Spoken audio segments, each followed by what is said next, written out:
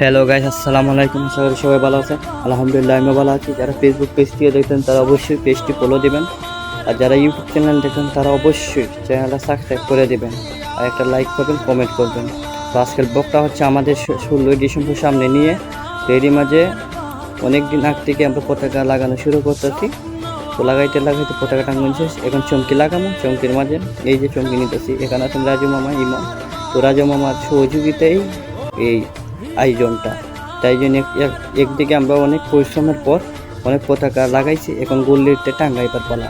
তো অনেকেই টাঙ্গাইতেছেন একদিকে, তো সবাই মিলে টাঙ্গাইতেছি আর দুষ্টিং ফাইস্টিং করতেছি।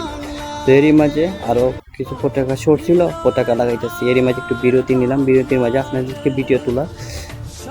তো এরই মাঝে লাগাইতে লাগাইতে দেখতে দেখতে রাত 2:30 বেজে গেল এগুলো লাগাইতে।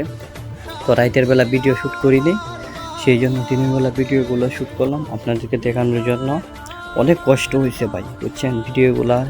সেই জন্য এটা তো এই বাংলাদেশ স্বাধীন হয়েছে 16ই ডিসেম্বর, সেই জন্য সবাই আনন্দ করে, এটা আমাদের গর্বের বিষয় বাংলাদেশের জন্য।